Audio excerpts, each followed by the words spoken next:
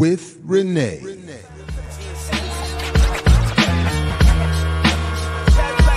Yo.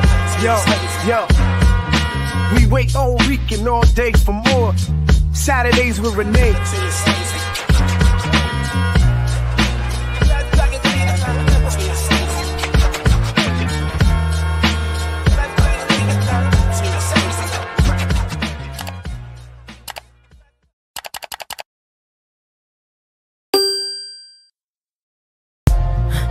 Renee wrote stories, breaking through the noise. With her pen in hand, she making clear her voice. Journalist of truth, shining bright like a star. Award in her grasp, she's come so far. Oh, the world that feels her light. Renee shining, taking flight. Yeah. Welcome everybody to the award-winning Saturdays with Renee, episode 73, featuring the award-winning journalist, Renee Johnston. Good morning. Yo, you are killing me. But I do appreciate the big up. I do. I really, really do. No, congratulations. Again. So, well deserved. And as you pointed out during the great discussion we had the other day, was that yesterday even? No, it was yesterday. It was yesterday. About soundtrack to a coup d'etat on Patreon. Shout out to the Black Liberation Media patrons. But as was pointed out, it was for a story that you covered that we also discussed here. So Yep. In fact, it was all the superstars in the building. I'm sorry. I know, right? Superstars in the building. Wow. Good morning, Erica. Yes. I actually just signed up for her. She needs people to do interviews for her dissertation. Yes. And so she dropped the link. People in the Discord, look for that link and sign up so you can help Erica out with her research.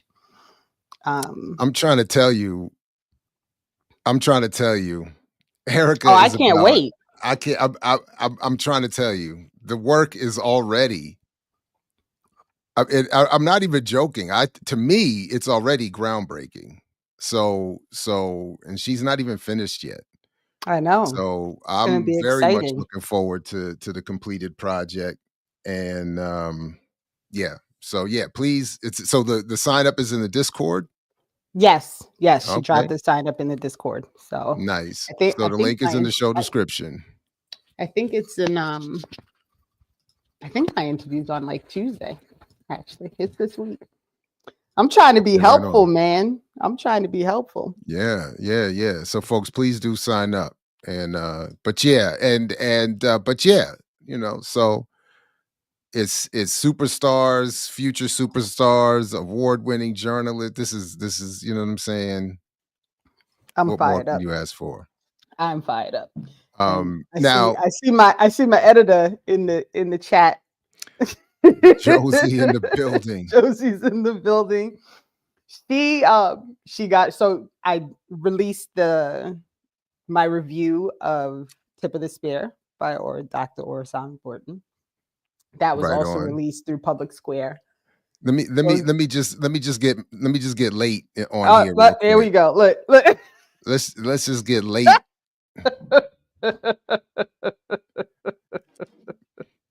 Trying to be an organizer and inspire people and be late.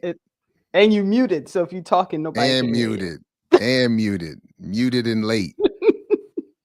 By the way, this is how I clown my students too. By the way, I'm not to suggest that Geechee is a student, but I'm saying that is how I do folks when they show up late. Like I clown them.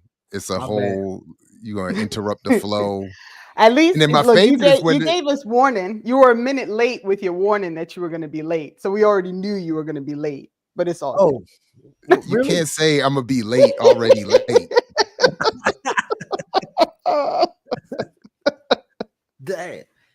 I had a rough community meeting today, man. Y'all give me some grace. Stall me out, Debo. You stay with the rough community meetings. Them things is rough, man.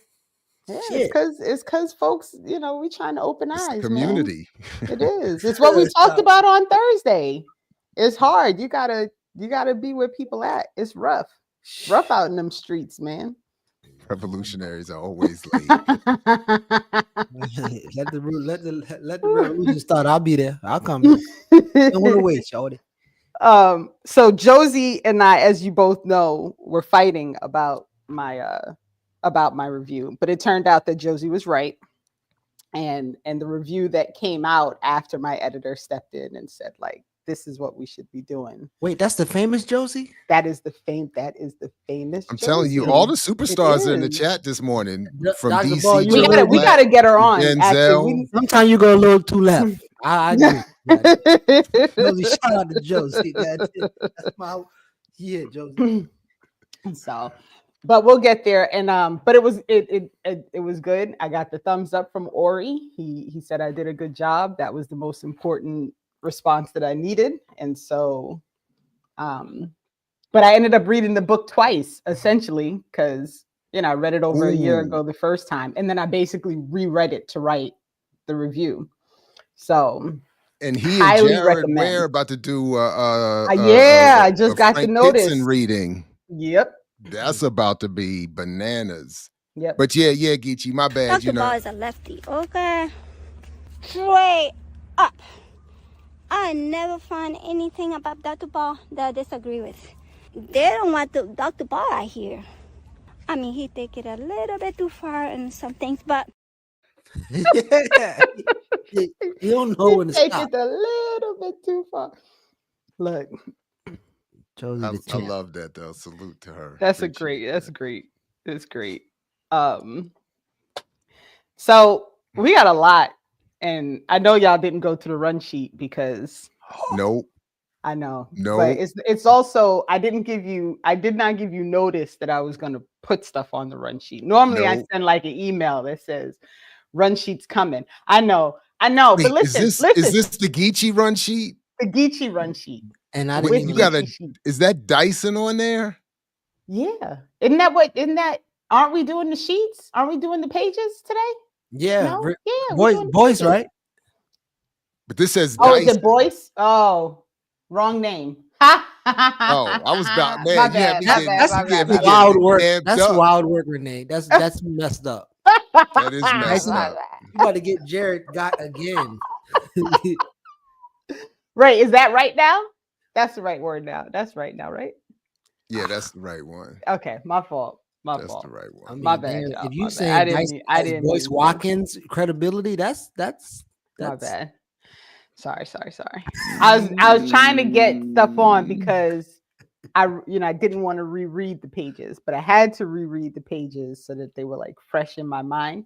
But he mentioned somebody. So I guess are we starting with that? Right. Why don't we just start? Okay. We can just start with the pages if that's cool. Get it done, right? It's really I was just asking if I should be pulling up what link. So the article that's there next to his name is because in the chapter on finance, I guess it's let's tell people what we're talking about first. Geechee, do you Geechee, let Geechee do it because it's his fault. Yeah, he started this. He sent. I mean, he's supposed to be. Well, listen. He showed up late, unprepared. I know. I'm prepared. I got a built-in ball signal, right? Oh Lord. Yeah. Phrasing.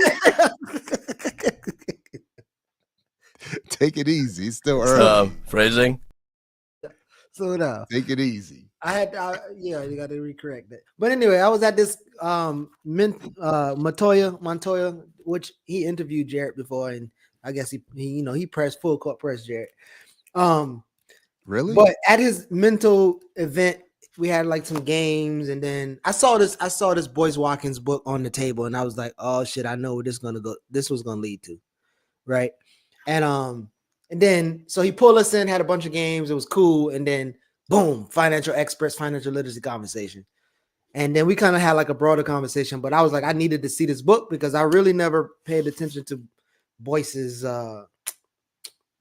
actual work. So this is a not by yourself introduction to reading some pages that I wanted to make sure that Renee and Jared suffer through it with me. But go ahead. So thank you. First of all, can you do a couple other preliminary things that I know I'm very much interested in? Can you quickly tell us what year this was published, the imprint or the publication, and that's it. Yeah. So this was copyrighted in 2016 by Dr. Boyce Watkins, which all rights are reserved to this brother. Your Black World store is where you can purchase the book at shopyourblackworld.net. And yeah, it was printed in the US. I don't see the publishing the collection essays by Dr. Boyce Watkins, the People's Scholar. So Renee, that was supposed to be serious. Don't do that. That's not fair. He's prolific. He's prolific in the way that he's like to the people what Gerald Horne is to scholarship. He's prolific. So can you actually get to a purchasing of this book on that site? Because as we all I don't see the cover here. No, it's there. It's just red and black. It's next to the flag one. I guess there's a 2.0 version. Erica has smoked with me for all week. Listen, Erica. Matter of fact, I be trying to save her from weird interviews, but she's insistent. So you know what? I'm gonna give Montoya the information. You gonna sit down with the brother. 7 hours later, you'll be like, Geechee. So you can get, this is the 2017 part 2 edition 2.0. Oh, okay. We got the old one. You got the old one. So whatever errors we call out today, he will have probably been fixed in this one. So this is shame on us. Yeah, I'm sure. I mean, you can't buy it on the link that's in the book because that website doesn't actually exist. That's why he had to do a 2.0 and put it on Amazon. Shop at People's World is not a thing. Y'all don't get me started. He's self-publishing. I ain't mad. Listen, look, people have to figure out a way to hustle, right? Like hustling is a thing. You got to eat, whatever. Do the things to make sure that you have the stuff that's required for capitalism. I just, this whole like self-naming of the People's Scholar thing is just like I just can't get past it. And then I read the pages and I'm so that's the problem. And so I'm with you. Like even like self-publishing, fine. People's Scholar, I could even maybe work my way around that. But it's the scholarship itself. Right. So you could self-publish, you could even give it away, or just sell it on your own. But I still think there needs to be some good work and methodology put to it. So when we saw some of the pages, that's where I was like, oh Lord. I know. I mean, the essays are terrible. They're not even good. Let me scan some of the names. So the ones that I sent to my brother and sister here is Black buying power expected to reach 1.1 trillion. Jesse Jackson, Al Sharpton, and the Black Agenda. It's time for a united front. 5 things I learned from the great Malcolm X. These are the ones. Can we please go through that one? Because that's crazy as hell. What Malcolm and Martin would say about Black unemployment problem. 5 reasons. 5 reasons why financial. So that's where he goes through the scholarship and the speeches. And actually pulls the text and shows us what Malcolm and Martin actually said. Absolutely not. But okay. 5 reasons why financial education is more important than sex. Black entrepreneurship. Wait a minute. Now we really.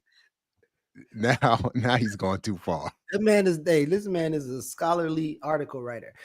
Black entrepreneurship is key to solving Black problems in Black unemployment and the Black family. Yeah. Jay-Z response to Harry Belafonte. Because if everybody's their own boss, everybody's 100% employed. Yeah. The wealth gap is a festering, untreated disease. Harry Belafonte calls out Jay-Z and Beyonce for selfishness. I mean, it's just a lot of Tyra Banks, Dr. Boyce. Oh, shoot. Dr. Boyce Coonery, 1-on-1, 10 things I need to be a rapper on the radio. Oh, so I guess all the rappers. So it's just a lot of wild shit. And I try to pull out the things that we could kind of access a little bit. It's just a lot. Single moms, be careful about the men you allow around your kids. That's a chapter 2. This was torturous.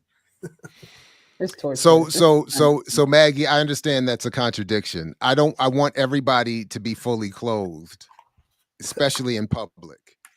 But I would never suggest that there be no consensual, private, off camera, or at least off any camera I would have access to, away from all the rest of us. Do your thing. When you finish, put on more clothes. And then put on more.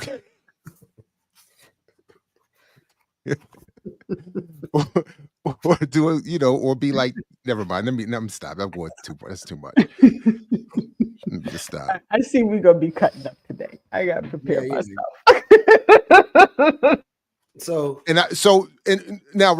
Rad, I actually agree with Rad here, and I think where we might have previously disagreed, this may be where we overlap. This is one thing that I actually do like about the academic world.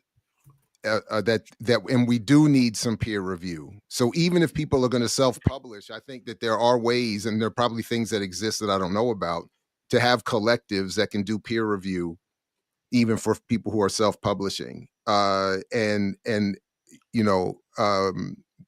to that Johns Hopkins round, sort of review of my chapter a couple weeks ago is one of the best experiences I've had, sitting there and getting politely, taken to task for the better part of 2 hours.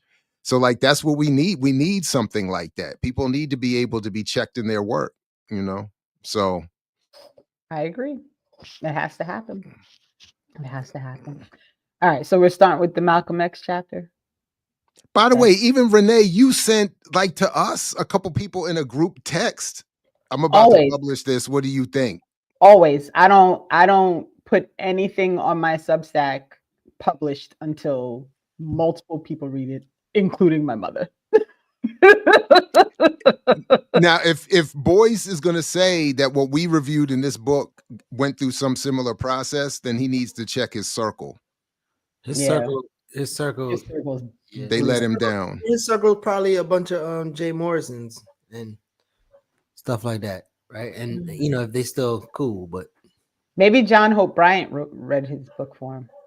Nah, I bet he would agree, though. I don't know. I think I feel like I would like to see them in conversation, because I feel like he would call John Hope Bryant a sellout, and he's not really for the people and stuff like that. I think I feel like they say a lot of the same stuff, though. That would be interesting. How would that work? Anyway, how do you want to Boyce would have to grapple with how he feel about John Hope having a sponsor in the Atlanta Hawks owner. I don't think he would take to that too kind. All right.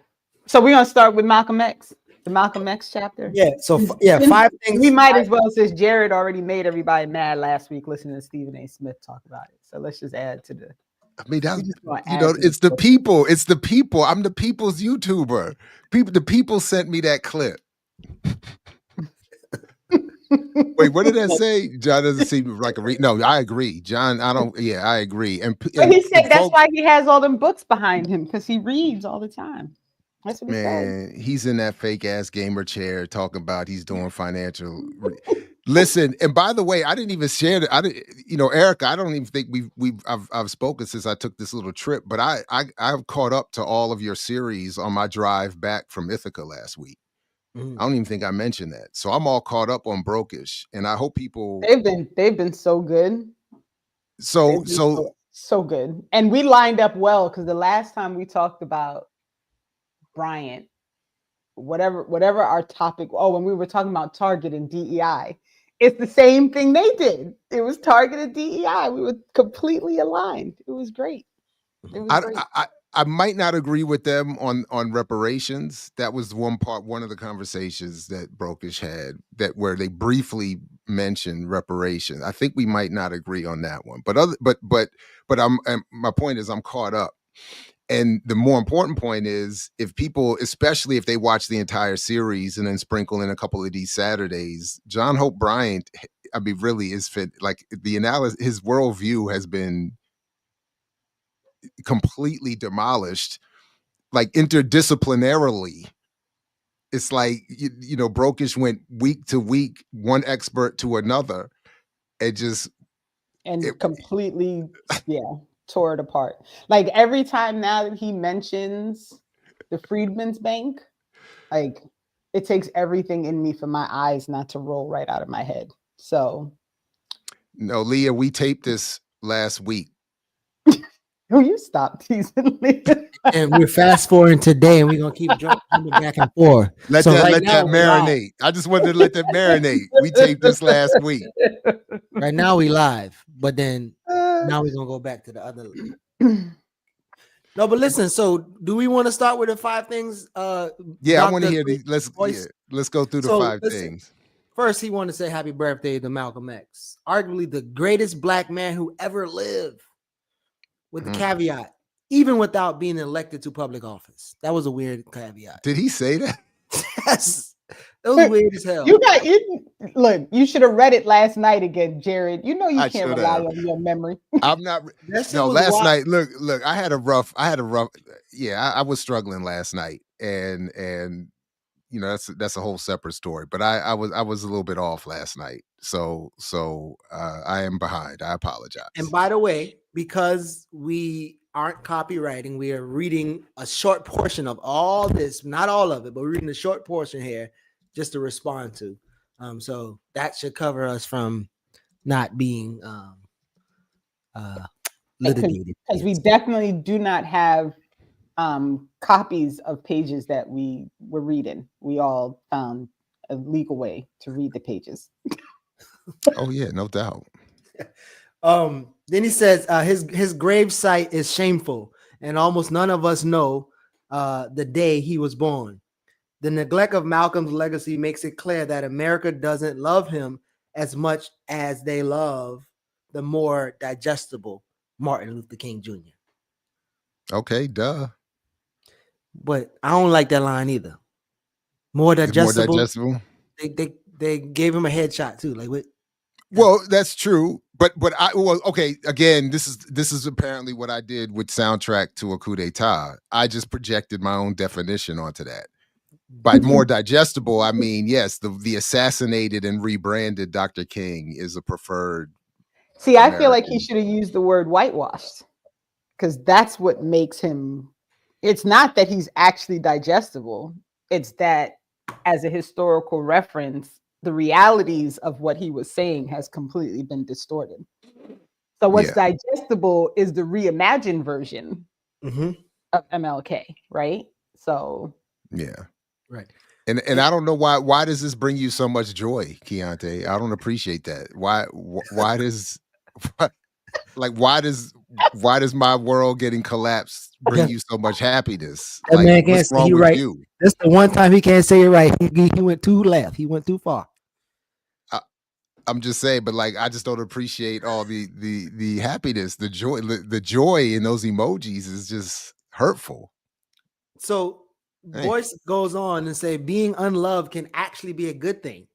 Malcolm was feared by the establishment, and fear can be more powerful than love because sometimes your enemies can respect you more than your friends. The so-called love we receive via friendly, polite integration has left us, consistently disrespected by even our own Black politicians. So again, this polite integration and financial literacy, I don't know how people are not connecting. Like, in order for you to sell the financial literacy, you have to integrate into the larger economy to convince people you're worthy of getting more resources as you invest in their companies. That's literally that's the line for integration. Like, financial literacy equals integration. Or you would come over here like the Buckers did, and they didn't become financial literate and integrate into the natives. They finally took over the space. So they didn't integrate. So, I mean, again, this is a people scholar, so I hope he knows scholarly. Essentially, you would have to financial literate yourself into integration peacefully. My nigga, peacefully. Because you ain't doing nothing. You ain't doing nothing. Okay, never mind. This is just a wild twist of a narrative to get to his 5 points. Oh, matter of fact, we didn't even get there yet. To celebrate what Malcolm left us, that's some wild shit right there. This is what Malcolm left. So when we get to the 5, this is what Malcolm left us. Not the OAU, not organization, not struggling for political power, not internationalism. But this is what he left us. Number 1, the value of true independence. Word. Yeah. You know, in our quest to integrate, we quickly learn that it's hard to earn respect in a capitalist society when you aren't prepared to be self-sufficient. So that's not a critique of capitalism. It's kind of like you got to be self-sufficient in order to. It's bootstraps. Yeah, pull yourself up. Yeah. Yep. That's what Malcolm talked about. Pulling ourselves up from the bootstraps. He said, man can be free to do whatever he wants, but if he's not independent, he'll end up going right back to his oppressor to get the things he need in order to survive. So when you become financial literate, you would have to leverage the capital that you're getting through loans, because you're still getting the thing you need from those same things that you're independent from. Because the city, you're also getting, again, it's like a version of what the white right want to ignore, especially right now.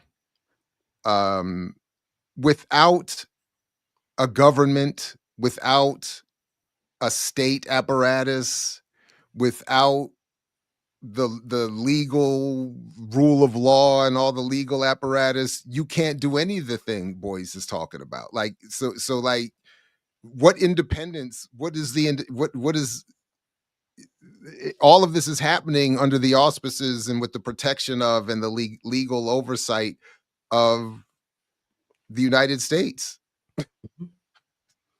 Yeah, I think I just want for us to kind of, and I think, where did we do this? I think it was Friday show, and I brought up the Sappho's analogy of the fish fry kiosks versus McDonald's. But this idea of jobs and employment, right? So is that is what millions of Black people are doing to this very day. We line up for jobs with companies not owned by us and wonder why our unemployment rates is double that of white America. Malcolm warned us that this is what was going to happen, but many of us fail to listen. So did Malcolm warn us about taking jobs with white people, and that was going to double the unemployment rate? Was that part of which speech? I missed that part. Listen.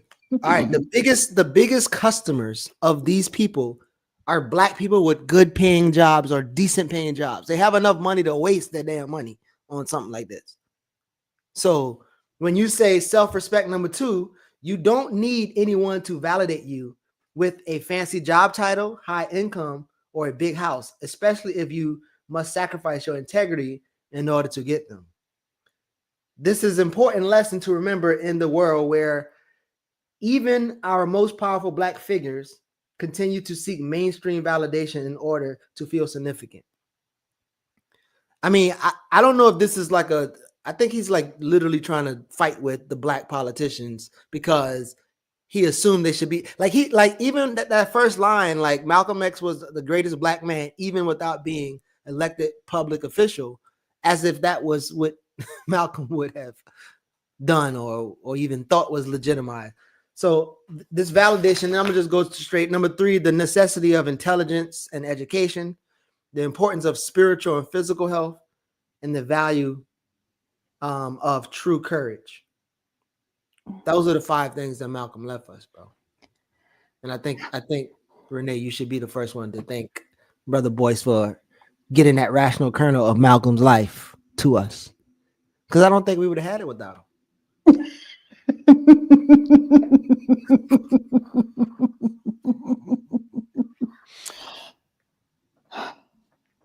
I just don't even.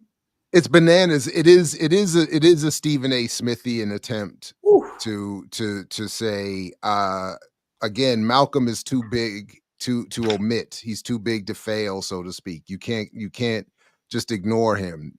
And you certainly can't demean or distance yourself from him.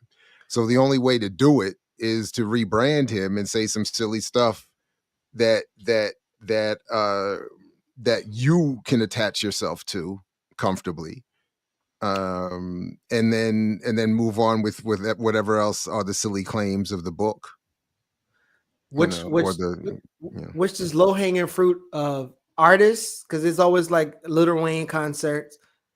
He says not only do Black people need to embrace education, because we don't embrace education, we must demand educational excellence from our children, where they pursue academic achievement with as much passion as they have when chasing after tickets to see Lil Wayne concert.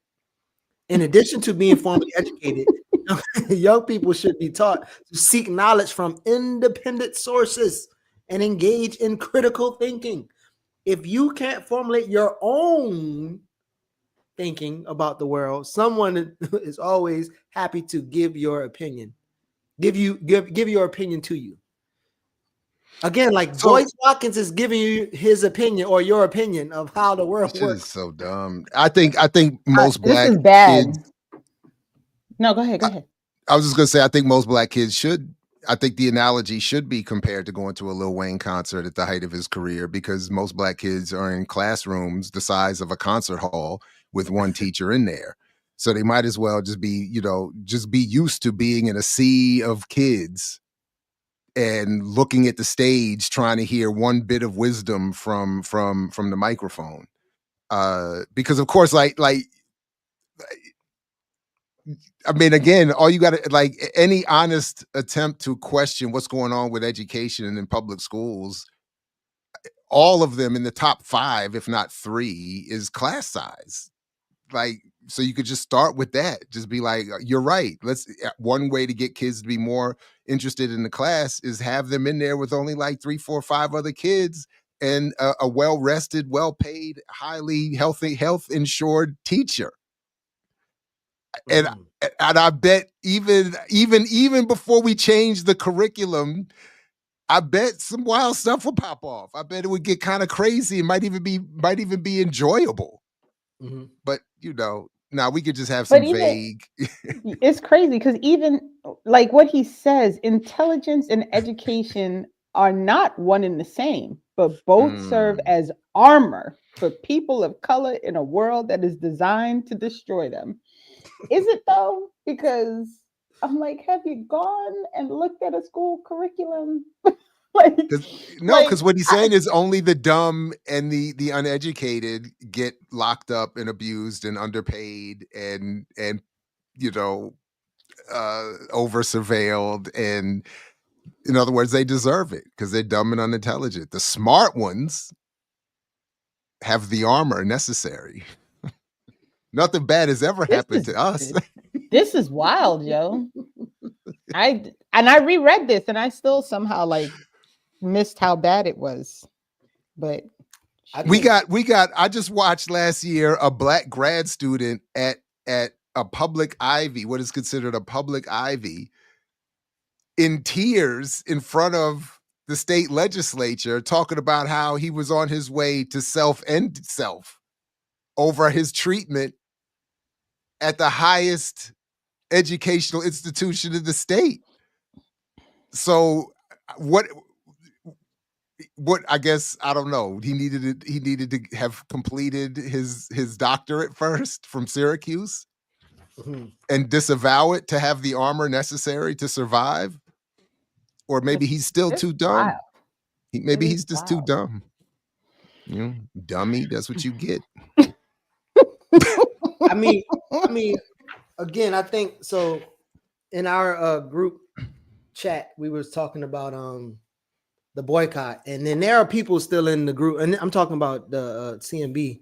There are people who will still kind of use that line, like, "Yeah, this probably ain't gonna work," but we do misspend our money. Like we still could. Like it always goes back to like we're what is it, over consumers, right? But again, like if you're not talking about like controlling the means of production, then what else are you going to do other than consume with the little bit of money you're being paid for your exploited labor? Like what else will you do? Especially if you have no desire to kind of control of means of production. Like you just want like, yeah, but go ahead. No, I was just agreeing with Geechee. Go ahead, Jay. I mean, Fanon said the colonized buy the trinkets that are available to them. But I want to change. I really do want to become more aggressive with this narrative. I disagree. So I just want to say emphatically, I disagree.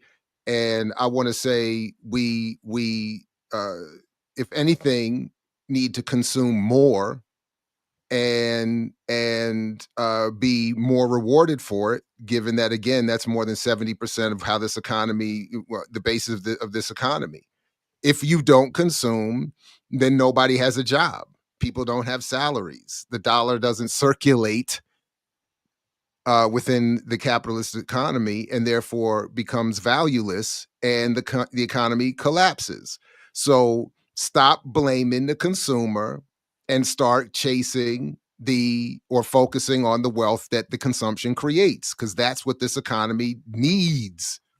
So if you're telling people to, again, on the one hand, we're saying Black people start a business. So Black people start a cafe in their community.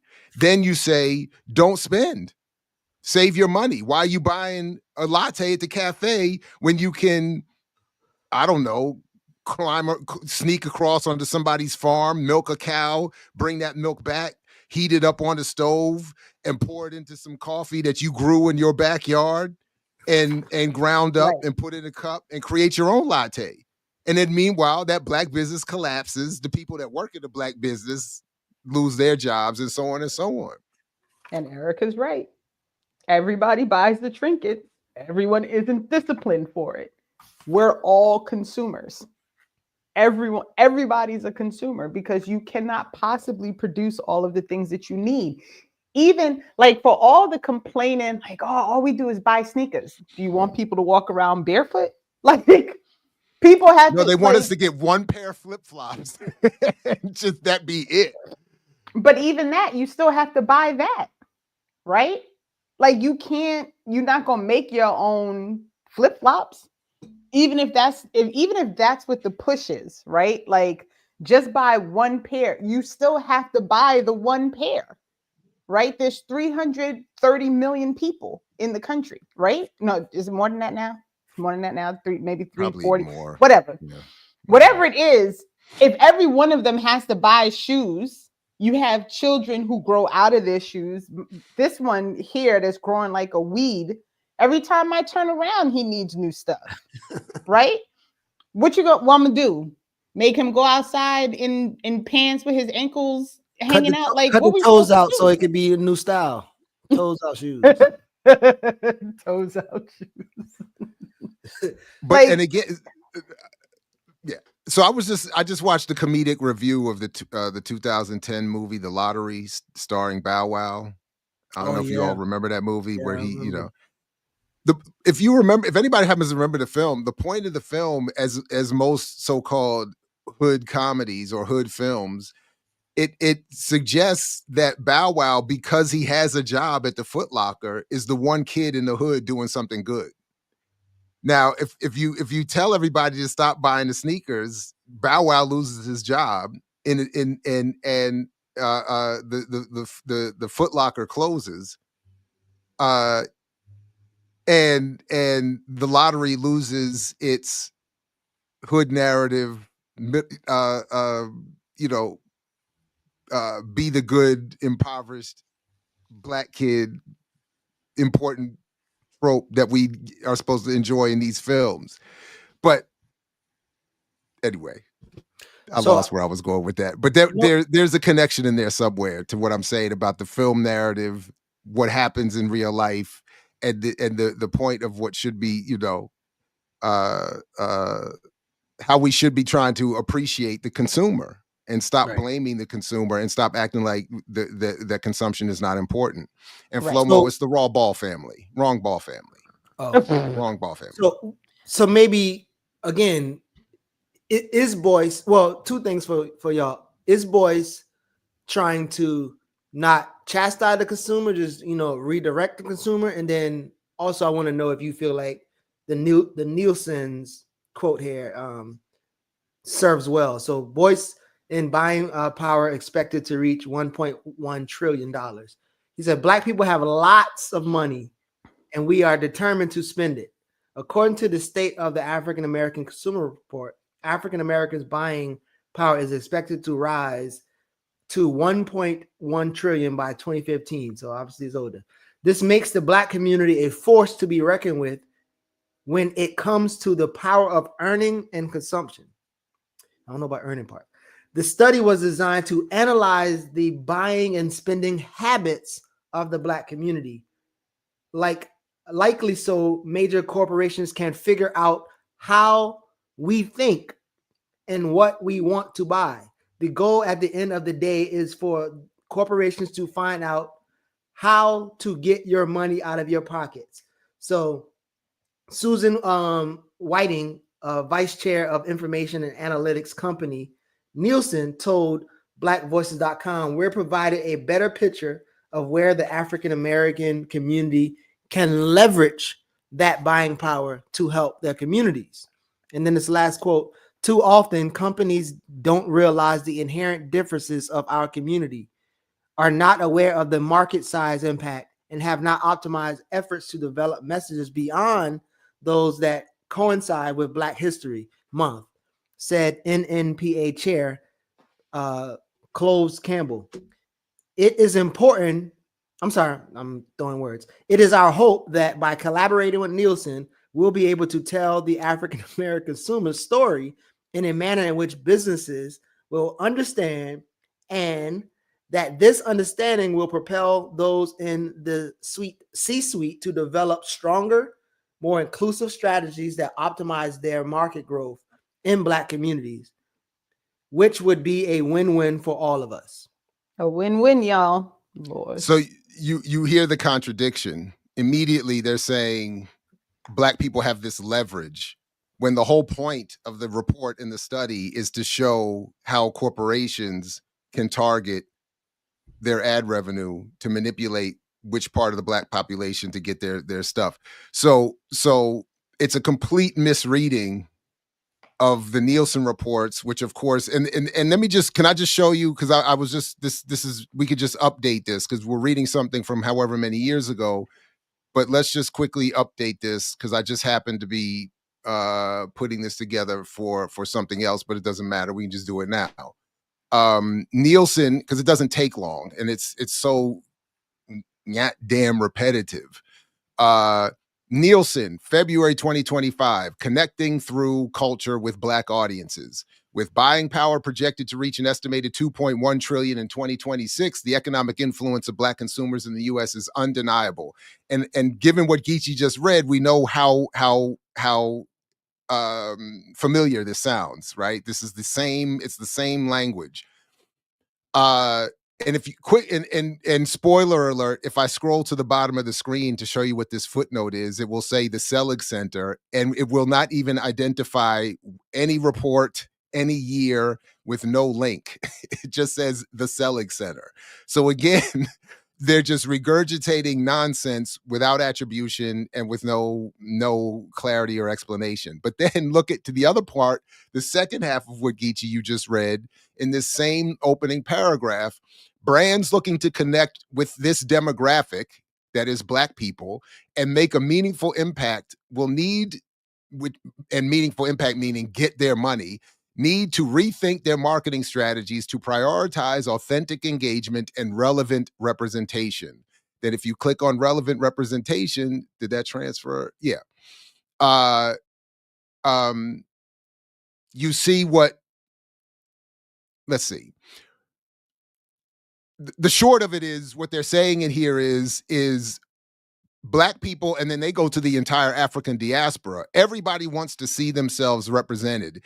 If you just include some visual representation of Black people in your media and in your advertising, you will capture their spending. That's the point of this. Representation and inclusion remain critical for the global media industry, and examples of progress continue to break through.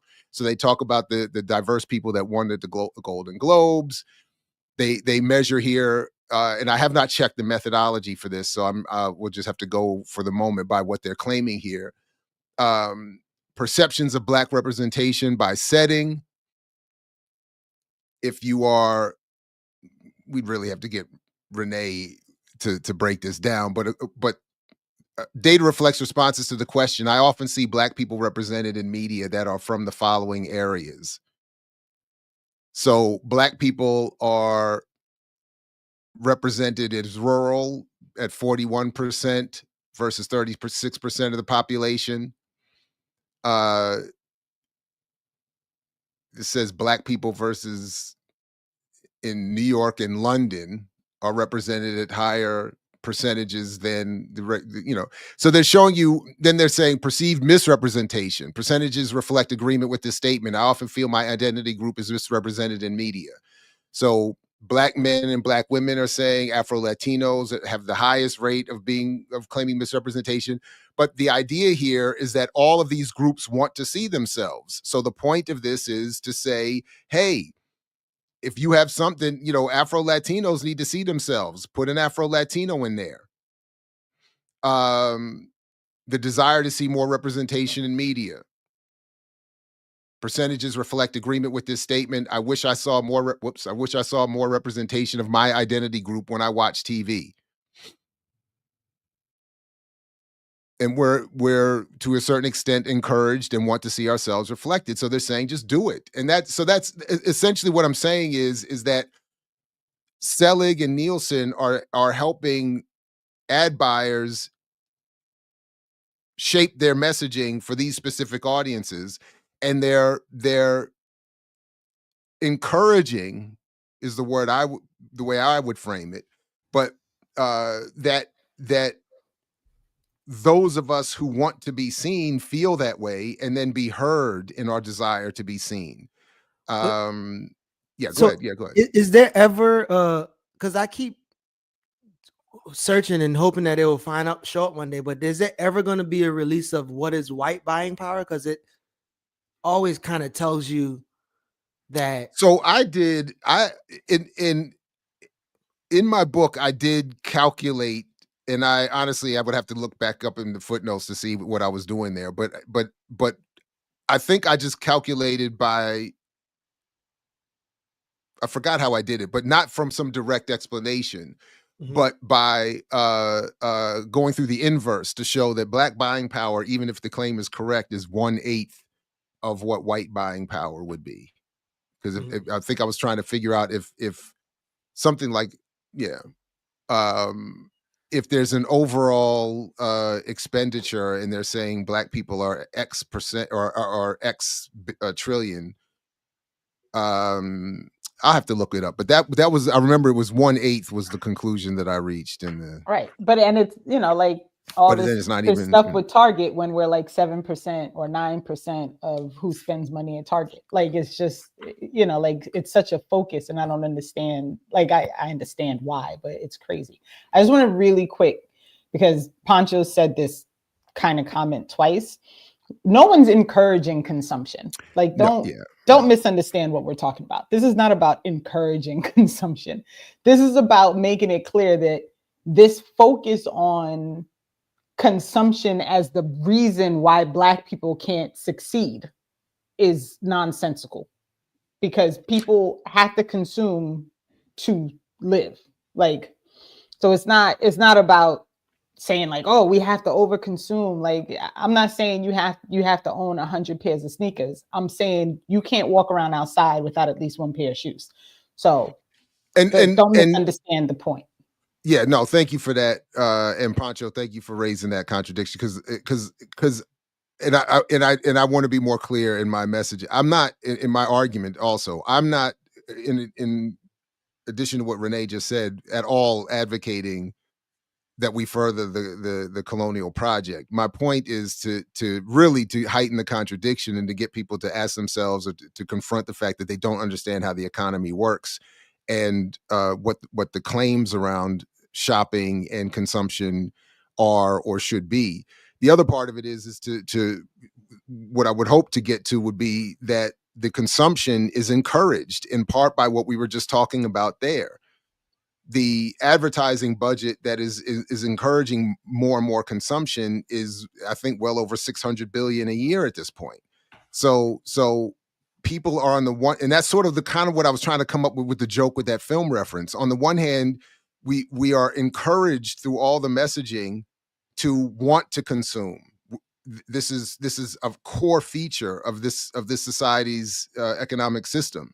So we are encouraged to consume. Then we are told, even in films that are allegedly targeting our working poor, that if you get a job at the centers of these consumption spaces, consumption zones that are available to Black people, i.e. shoes, then you are a step up, pun intended, on your community. Like you're the one doing the good thing. You're not just hanging out on the corner selling dope or whatever.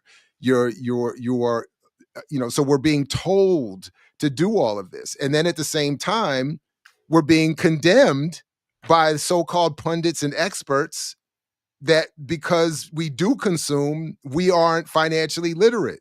And so I'm just trying to intervene to say, even, and then I even hear Jay-Z's lyrics where he's like, you're just a customer. You're a customer, whatever he's, it's like demeaning, but it's like, if I don't come buy your product, you can't convince those white people to give you that front money. Without the exchange, nobody's getting paid, and the whole thing collapses. So stop demeaning me and telling me I shouldn't exist because I should be myself an entrepreneur. Instead say, yeah. So but absolutely, Pancho is correct. Go ahead. I'm sorry. But again, I think the entrepreneur worker, not spending money, Black folks spending money for Black folks so they can create jobs. It's just like, it's so many wires crossed that I don't even think people just sit and wait for a second. So African Americans should be sure to harness our vast economic power by targeting our spending to Black-owned businesses.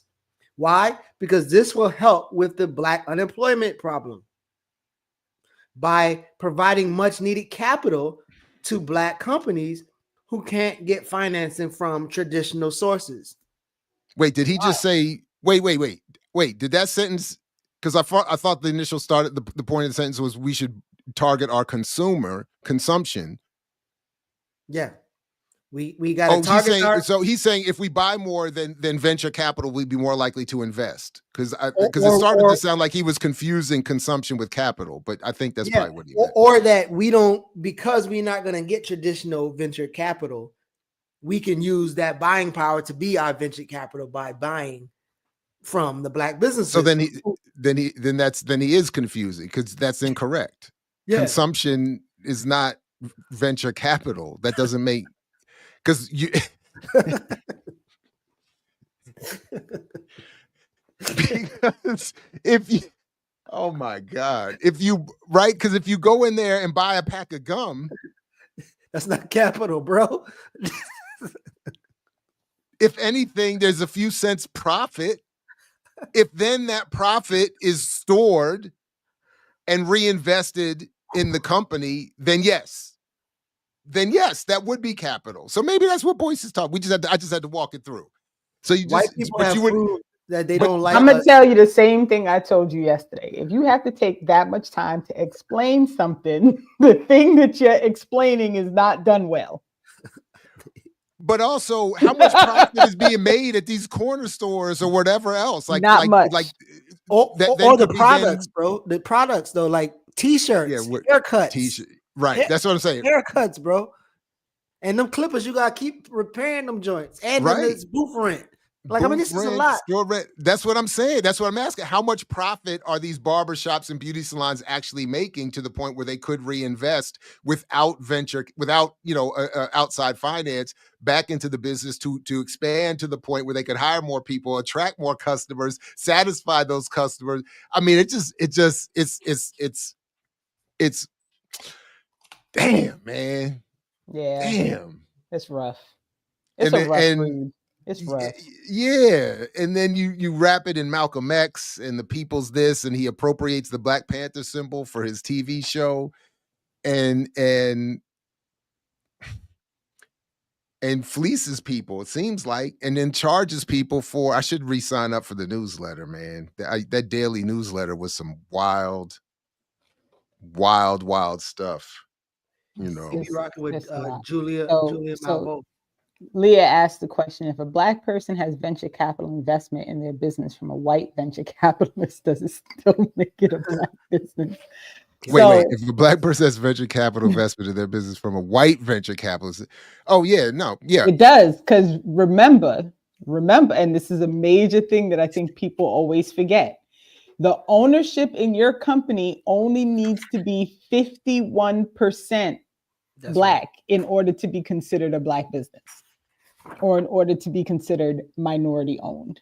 So you could have a Black business where 51% ownership is Black and 49% ownership is white, and it would still be considered a Black business. Message.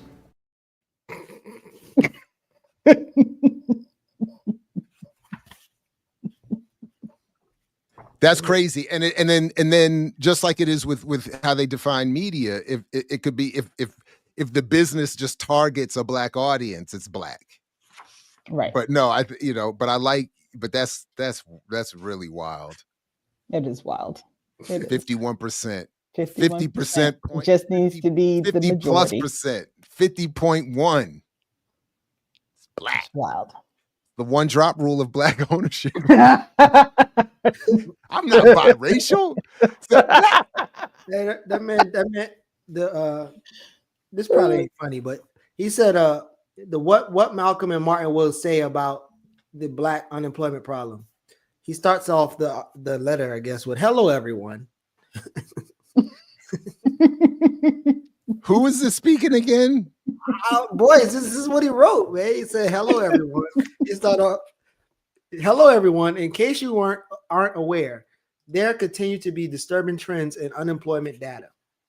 You may have heard in the media that the unemployment numbers last month were optimistic, but that was not true for the African American community."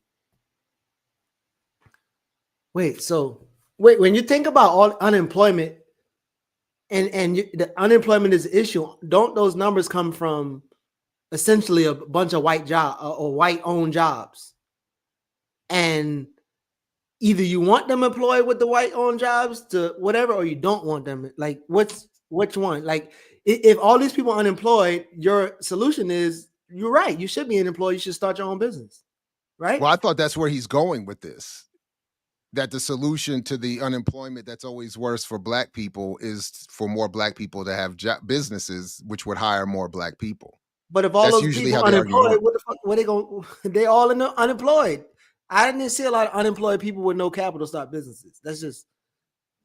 And the other thing with unemployment, and in the Discord, somebody had dropped in an article a while back with someone who I'm not particularly in love with the person who wrote the article based on what I found, but the information was interesting. So I need to go back and look a little further about the numbers. So the employment rate in this country is based on basically who files for unemployment. That's what the employment rate is based on. Is how many people are currently getting unemployment at the time in which they drop the numbers, which is why if you ever go back, like they post the unemployment for a quarter and then like 3 weeks later they change the number because they have to go back and recalculate. Yeah, and it's also it only right? counts people who are actively looking for work too. Right. people So who you have given which up you have don't- to be in order to be collecting unemployment. Like you have to be like you have to certify every week that you are still seeking employment in order to get your payment from unemployment, which I know 100% for fact because I just went through all of this, right? So that percentage is so wildly skewed and does not capture people who are underemployed, so they don't really have a full-time job, right? But they're, they're hustling, maybe they're, delivering food or whatever, right? Like you don't have full-time employment. That doesn't count. People who are houseless and have been like unemployed for a long time, they don't count because once you get pushed off unemployment, they stop counting you, right? Right, exactly. That's exactly what I was just saying. So Erica says there's so many people who get dropped from the unemployment numbers because they've been out of work too long, even if they've been actively looking, right? So like my unemployment ended after 6 months. I got 6 months of unemployment and then they were like, sorry, like no more unemployment for you, right? So even though I'm still trying to work and find a job, there's no support. So I don't count anymore as unemployed, even though I am very much unemployed, right? Like, so those numbers are all like anybody who goes off of what the government represents as employment numbers, as unemployment numbers, it's a nonsensical calculation. You are employed, Renee. You just don't have the right mindset. I have to think like an employed person. You just Listen, I actually there's a chapter 3 that I forgot. Economic power of Black youth and the future of the Black community. African Americans must occupy Wall Street. Oh Jesus! What's up? Sorry. This week. This week. Is he talking about like?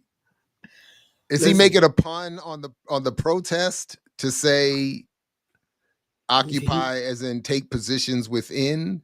Well, he starts out, I think, this week I plan to head to New York City to join scores of American citizens who've decided that Wall Street should be confronted for the financial crimes that have been committed against the American people. It is an it is an awkward reunion for me as a finance professor, since I have hundreds of former students who've gone on to make millions as Wall Street employees. I don't know why you're celebrating that. It sounds weird. So perhaps No, he's saying. I thought he was saying that's a contradiction. Didn't I hear him saying it was? Oh yeah, like you're right. Awkward reunion. Yeah, it was awkward. He so feels perhaps kind of way. It is because my intimate understanding of the gospel of finance that I can also see the dangers of creating a society that has come to believe that making money is the trump card that justifies nearly all sins against humanity. So again, I think if you're fananin right now and saying this society needs to be replaced, then I don't understand why you're selling financial literacy for the society. Because it's his hustle. I keep telling y'all, it's his trying hustle. to replace the society, though. Why would you? He's not trying to replace the society. He is saying. selling, but he's telling people that he's going to replace the society. He ain't really trying to do it. Just like Kendrick Lamar not really trying to start a revolution. He just want people to buy his music. He said the gap between the rich and poor has risen levels that are unsustainable in nearly any civilized society. We live under illogical reality that those who cause the financial crisis by taking unnecessary risks. Oh, okay. Unnecessary risks were the first ones to be bailed out by politicians who are enslaved by campaign contributions and lobbying groups. This is painful, man. I think he's just throwing out words at this point. Yeah, the whole thing is painful. It's not even edited well. Maybe 2.0 is better. He's got like commas after closed parentheses, which you're not really supposed to do. Like the parentheses is there in place of the comma. Like it's just weird. He got all kinds of editing stuff. He just really he was just writing. He was just writing, and he was like, I'm gonna self-publish and I'm gonna call myself the People's Scholar. And because people listen to my bullshit already, some of them will buy the book, and then I can make some money. Okay, that's what that's about. Here's another King quote. No matter how you slice it, the Occupy Wall Street movement belongs to the people. By seizing the moment and putting it all on the line, we have an opportunity to help fulfill the long lost dream of Dr. Martin Luther King Jr. Sheesh. If Dr. King was alive today, Oh. he wouldn't be asking Washington bureaucrats to give him multi-million-dollar monument funded by corporate America. Instead, he'd be right selling down, a financial literacy course. He'd be right down on Wall Street with the protesters demanding justice, freedom, equality for the American people. In fact, if you look into the eyes of those who've become inspired to resurrect the spirit of the conscious activism in America, you can see that Dr. King's spirit is down on Wall Street right now.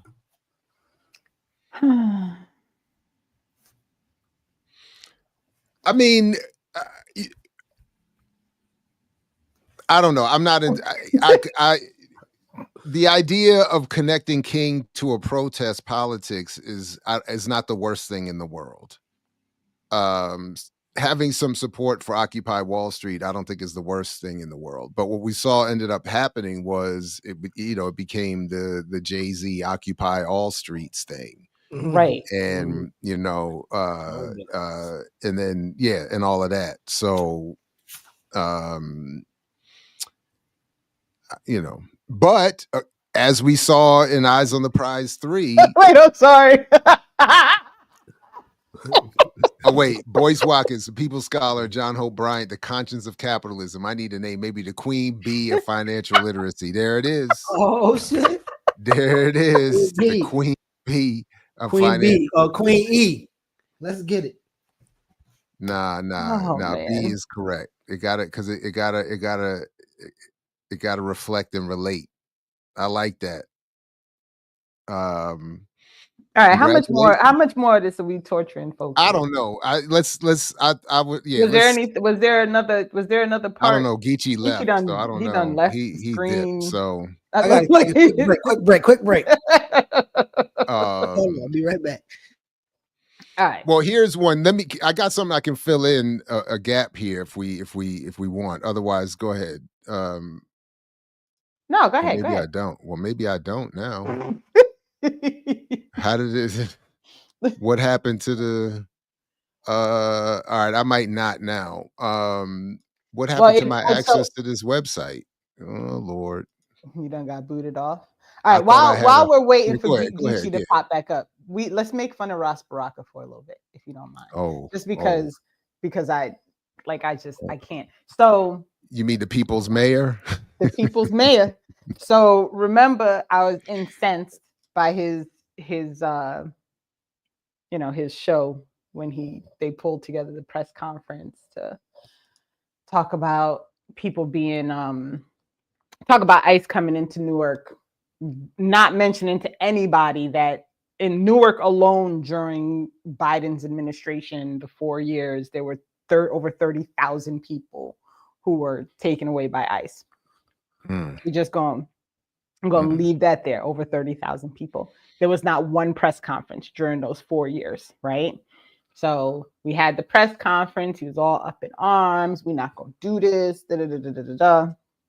So on Thursday, ICE announced that they would be opening a facility in Newark, that they had been in negotiations with a private company, Geo something.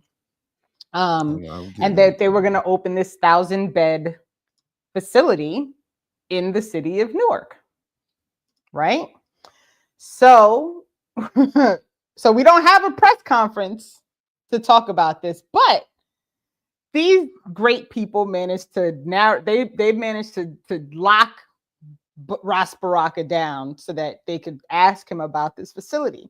So the time stamp that I give you is, she asks him about the facility, and he talks about why, he talks about the things that the facility needs to have in place in order for it to even open. Like you have to have your permits and this, that, and the other thing.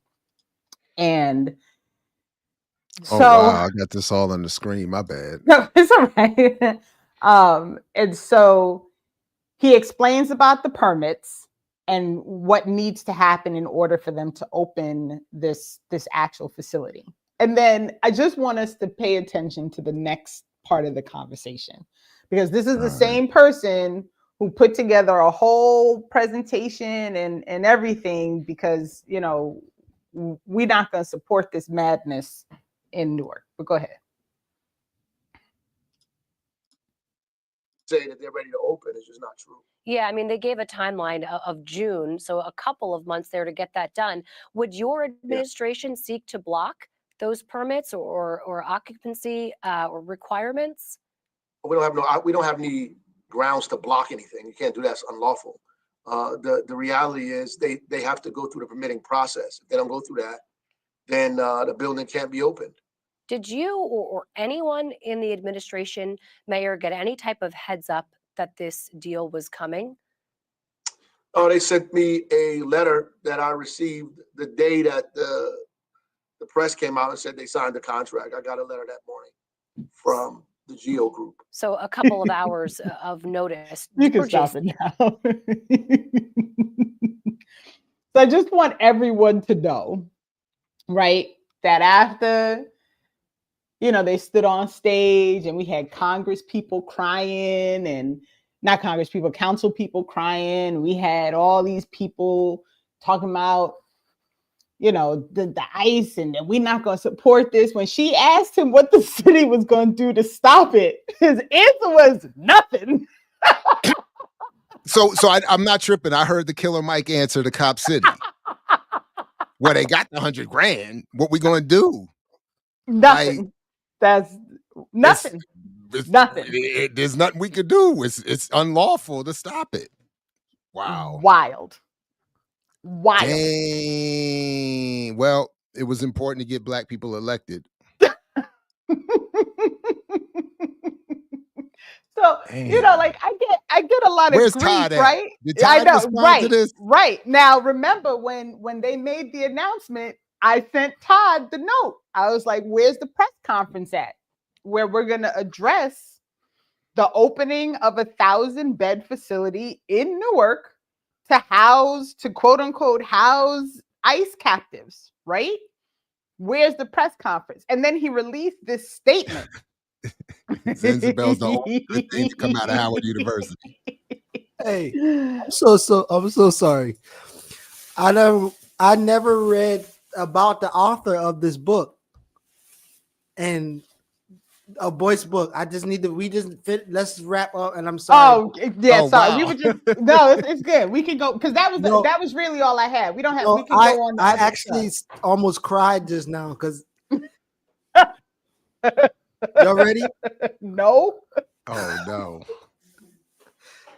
Okay. About the author.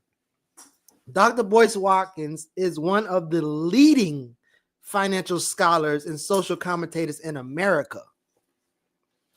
He advocates for education, economic empowerment, social justice, and has changed the definition of what it means to be a Black scholar and leader in America. He is one of the founding fathers of the field of financial activism, the objective of creating social change through the use of conscious capitalism. He is a blue ribbon speaker with the Great Black Speakers Incorporated, and one of the most highly sought after public speakers in the country. In addition to publishing multiple of scholarly articles on finance, education, and Black social commentary, Dr. Boyce Watkins has presented his message to millions making appearances in various national media outlets, including CNN, Good Morning America, MSNBC, Fox News, BET, NPR. I'm not going to list all those things. Boyce Watkins earned BA and BS degrees with a triple major in finance, economics, and business management. In college, he was selected by Wall Street Journal as the outstanding graduating senior in finance. He then earned a master's degree in mathematical statistics from University of Kentucky and a PhD in finance from Ohio State University. And watch this, and was the only African American in the world to earn a PhD in finance during 2002. That's big shit. Get your money up. I want to know how he found that out. I want evidence. I want to see the list of all the people who earned a PhD in finance. Look at Jared searching. 2002. He's searching right now. And I want to know. I want to know how he got that number. We ain't finished. The most important, the icing on the cake. The Black Business School and the New York Black World Coalition, which have a collective of total of 300,000 subscribers and 1.4 million social media followers worldwide. This is the blueprint to writing an about page for an article. And I think that's wild, yo. Jared, you have to do way better than you have done in your little about section. Clearly, that's wild. I mean, I got a lot of stuff to make. I really want to know how I want to know about that. He's the only one in 2000. I want to know in the world, like, how do you find that out? I don't even know how you would begin to find that out. I don't know if is that even something that's tracked. I was actually gonna first look up. I had actually started to first look up what the Wall Street Journal has actually, in fact, said about him. Damn, I'm really sitting with that. It said the world. It said the world. That's a lot. That's a lot of people. The only Black person in the world, Craig.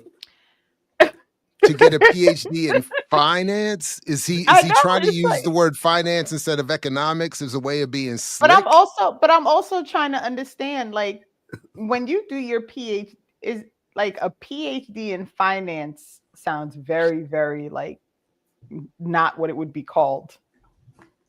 Is that? I mean, I did look up years ago. I looked up when we were having one of these backs and forth. I looked up his doctorate, and his dissertation, which does exist.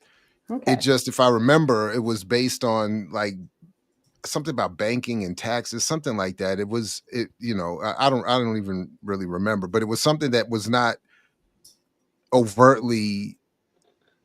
What I remember was it was not overtly evidence that he was prepared to have conversations about all of the things related to Black economics and relationship to the economy that he claims to be an expert in. And that is something that came up in my atheist debates area, just real quick. Getting a PhD is the higher you go in academia, the more specified your work. So what should be happening to people who get a PhD is a greater appreciation for all that they don't know that's being studied in severe detail by other people in other areas, even within their own field. So it shouldn't be used. The PhD should not be used, especially when talking to the community, as a way of saying, I am now an all-encompassing expert, even within the field that my degree is in, never mind everything else. So, it's just really weird and disingenuous when people do stuff like what he appears to be doing there. Again, I'm really concerned, like because y'all know how I get. So now I'm looking for evidence of this, right? And so, like, he seems to be the only person who has said this out loud. So So as this goes out into the world, can we clip this piece and then post it? If you got your PhD in finance in 2002 and you identify even as 1% Black, can you? Well, AI says it's 2 people. So Boyce Watkins and Danielle McPherson earned PhD in finance in 2002. Oh, really? So somebody call Danielle and see what year she graduated, because AI said that Danielle McPherson and Boyce Watkins. Can you ask black people who earn PhDs in finance in 2002, and AI says Boyce and Danielle did it. Can you switch finance for economics and see if that changes the result, please? I'm just curious if that has an effect. But so yeah, let's. Where's Danielle? You know, so her PhD is from Washington University. Hashtag boy, stop erasing Black women. Boys out here erasing Black women. Shameful. No American Economic Association. So Black African American students representing economics the lowest at the doctoral level. But now it doesn't say. Okay, I was just curious. I was just curious if that had any impact on the results. But yeah, okay, yeah. Again, I don't know. Yeah, that's what this is where I'm going. What almost Dr. Erica Brown says here. Finance is usually housed with business, and economics is a social science. That's sort of where I was going with my question, Geechee, about changing the search variable or whatever. I'm like, what is he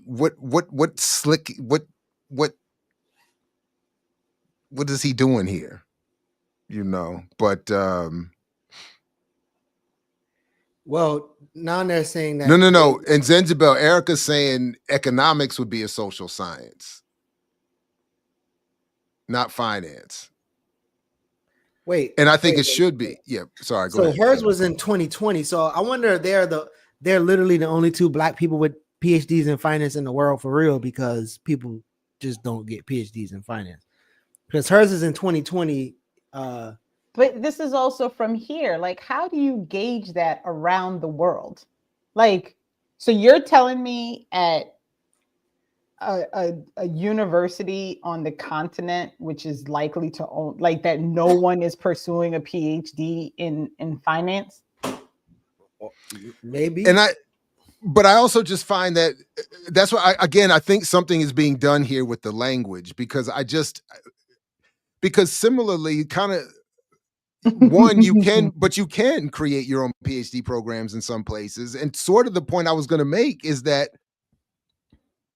you can do so many different things within a PhD that may not have the overt label of, quote, finance, but are studying. I just find it impossible to believe that in any given year, there's only one person getting a degree whose focus is on the economic condition of Black people somewhere in the world. It just does not make any sense. So right. He's doing something here weird with the language. Well, I think Titi Macha got it. Is that African American, not Black or African? Only African American. Again, perfect. That again. So I'm is that focused what he on says, Ichi? The only African American. I thought he said Black. He said African American. Okay. But even then, the only African American in the world. Yeah. Well, I mean, there's only so many African Americans in the world. And well, the last time I believe the number got up to like 3%. We could ask AI for this one, but at one point when I was doing research on this, the report on the percentage of Black Americans with a PhD literally said NA, non-applicable, as in below a statistical, irrelevant, or relevant right. Statistical whatever. Right, they can't calculate it in a way. It's just right. There's just such a small amount, so there's not that many Black people getting PhDs anyway, which probably should be more of the point. I I think it's somewhere higher than that now, but it's really not that many people. But again, what would be the point? So let's say you're the only one to have ever done it ever. The work that you're producing should be way better than this. And what are we saying? Like, it doesn't matter if you're one of a million or one of one. The work this is terrible. Right. But then he'll also go on. Look, this is a really good point. There won't be a lot of Black Americans because we can't afford PhDs, and that's the point. Yeah, no, that is the point. Because that's a full-time gig getting a PhD. Like, I don't know. I would not have been able to do it while working, if not full-time. Right? No. Right. Like, no, I guess eventually you could do it over like 10, 15 years. Right. Yeah. Well, yeah. I mean, yeah, if you're going to slow walk it, for sure. Right. But even then, yeah, I wouldn't. Steve says, no, I did look this up. Steve says Ohio State does have a PhD in finance program. Obviously, it needs to be shut down if Boyce finish. Yeah. Yeah. I mean, the financial guy is asked. But I thought he finished from Syracuse. He didn't. I thought his degree came from Syracuse. Well, he taught at Syracuse. He taught at Syracuse. Yeah, he was at the UK too. Not UK. Don't be trying to do that to SU. Don't. Sorry. I mean, listen.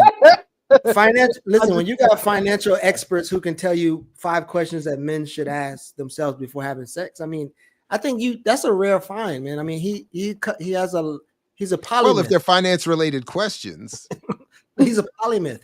He knows it all. Because can your partner answer some important questions? What is an annuity? What is you know what I'm saying? Like, you know what I'm saying? Like, how do you calculate interest? Like, if your partner can't answer that, then the night should be, I mean, former NFL star Warren Sapp begging for relief from his 5 baby mamas. That's a title. That's in the book? That's the title, bro. All right, financial literacy is not having children out of wedlock. For sure. So listen, there's only 2 books that I've ever did this to. I ain't gonna name the other person because he's an elder, but dang. Yeah, that thing's got to go. I can't even believe. Did you spend money on that? Hell no. Okay. All right, good. I was gonna say we're gonna have to take up that's wild. A relief. That was fund wild. That was a wild ride, y'all. Like that was. That was wild. Yeah, maybe I should write a book. If I wrote a book, do you think it would be better than that? If I wrote a book? I don't know. The updated version. You have to read the updated version and tell us.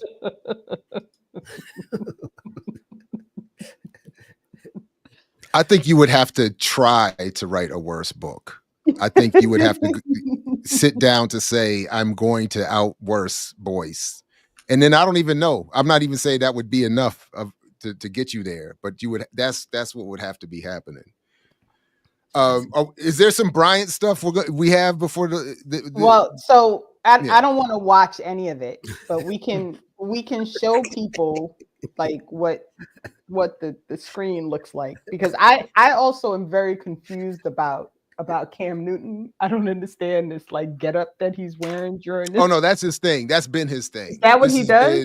That's been his thing even before he retired. He was always big on showing up at press conferences and some avant-garde outfit of some kind. Interesting. So in this part, I will at least say this is true to his brand, even before the YouTube shift. Okay. All right. But okay. we can So John Hopeless Bryant, I like that. Somebody said in the chat, and I feel like we've said it before. Did Cam Newton show, and he dropped all of his same the same stuff, the credit score, the housing. He has 700 houses. But the clip Geechee sent, and I didn't have time to go back. So I don't know, Geechee, if you can find it faster in our text chat than I could find it. But the clip Geechee sent about him being homeless when he was younger and then moving, Cam Newton asked him to define wealth. He said, like, define wealth. And John Hopeless Bryant's definition was mindset.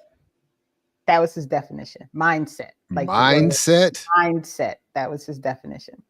And it took. Oh, here it is, right here. They have it clipped for us. Oh, there you go. And then we need financial literacy, and we need to understand the future, AI. And once we get a business plan for ourselves, no one can stop you. Oh, that's my vision for the civil rights movement and the third Reconstruction. I think we're sitting in a moment in history right now. But history does not feel historic. That is shameful. It just feels like another day. Right. But Dr. King could never have done it without celebrities, without athletes, without opinion makers. Wow. He had to make it cool. You're making it cool. This. Wow. Dr. King can't making it cool. We got to make this conversation that was nasty. Common in the Black and brown community. We got to deal with our shame, stop the blame, deal with our anger, deal with our insecurities, heal from our pain, heal. And then I believe the future's bright.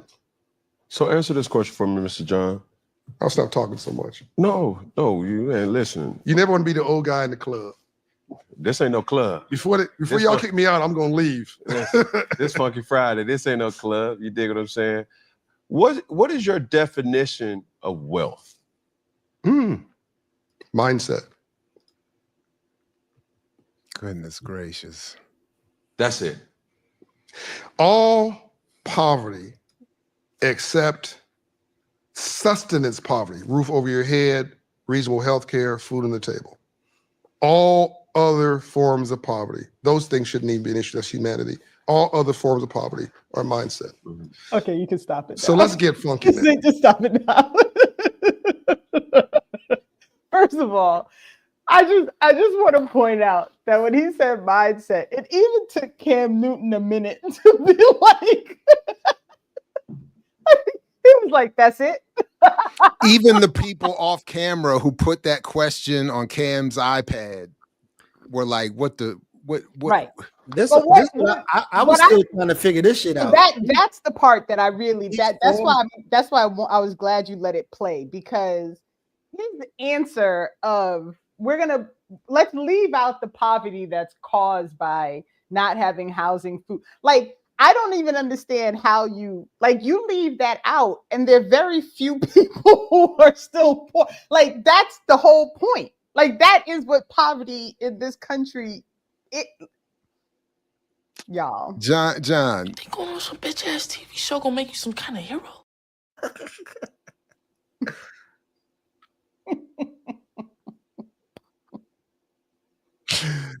If he had just said YouTube channel, that would have made it even more perfect. But my man, like, that is, so the whole civil rights and third Reconstruction brand and all of that is just so, stop by now. It's so absurd, and it's so abusive to all of these histories. Remember, by the way, what Du Bois said of Reconstruction in Black Reconstruction. It was a march back towards slavery. Mm-hmm. So, like what is in civil rights? Oh my God. And even the way he says that just aggravates me. Every time silver rights, it just, I can't. But it's terrible. And I couldn't watch the whole thing. So y'all, I'm sorry. I couldn't. In fact, I didn't even watch the whole clip that Geechee sent when we found with that part with the whole defining wealth, because once he said, like, we're going to set aside, like healthcare, housing, and food, like I was like, I couldn't even finish listening, because at that point, I don't even know what you're talking about. Like, I don't even understand how you can even engage in a conversation about why people don't have wealth, but discount all the people who are not making enough money in order to have a roof, have food, and have healthcare. Like I don't even know where we go from there. Well, And just so sorry, no, my bad. Go ahead. no, go ahead. Well, just so we don't double down. When I'm asked in classes about how these definitions work, my oversimplification is wealth is money you earn from other people's labor, and income is what you earn from selling yours.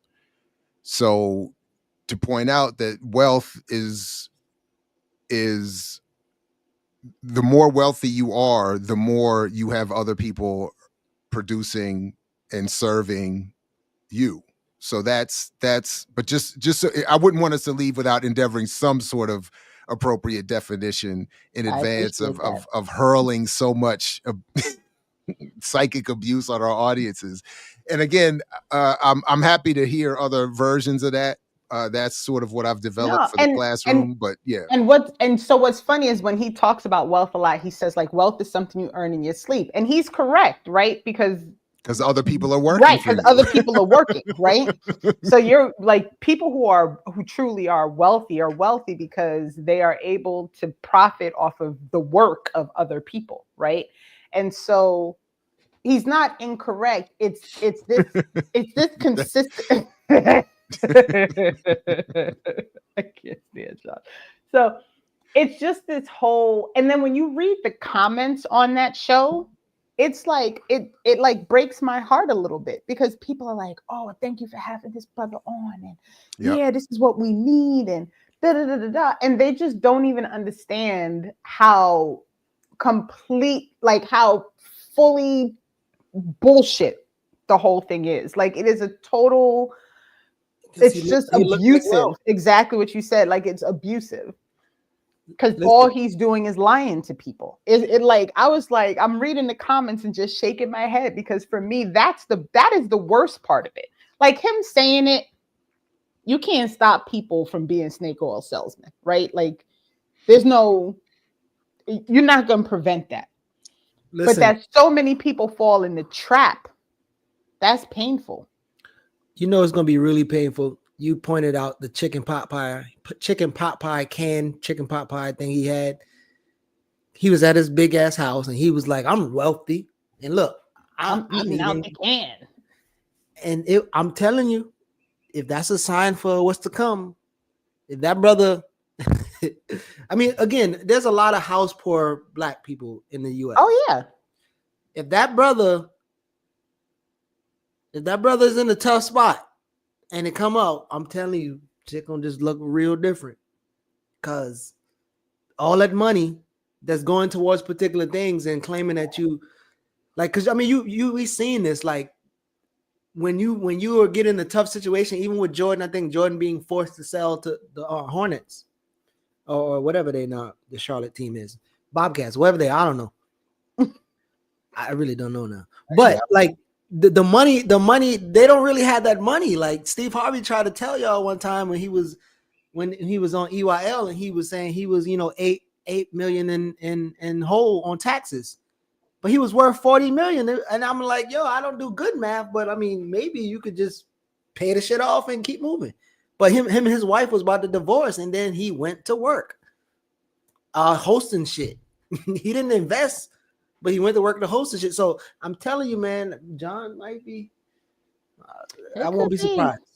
It could be, but I don't know. Well, man, there was another section that I got to where he was talking about. It's just so bad. The whole thing is just bad, and I can't for the life of me comprehend like how we got to a place, like why all of a sudden he seems to be on all of these shows with retired like NFL people. And I don't know if they all got together and decided that they were gonna promote him temporarily. I don't know. Well, I think in the, there was sort of, as I took it, and if she's still around, she can correct, but the way he ended up on Brokish, it seems like he either hired a PR team or has some staff that are just out here almost like robocalling and contacting everybody. and Mhm. and they don't even know necessarily who they're reached. That's why even if when he showed up on Brokish, even he was like basically like, who who fucked up here? Like it was kind of like how did I end up on this? I don't even know who you like. It was like I don't even know who you are. Right. So it made, I think but I do think there is a PR. I mean, he did keep saying my people keep reaching, so there is like a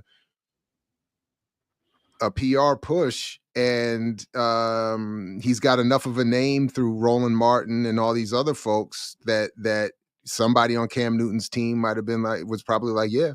And then he's on Breakfast Club and all of that. So he can parlay that into some other visits, and no disrespect, but Cam been playing football and running football camps and fighting players on fields for a long. Like he doesn't, he may not have had all the time to do all the necessary homework.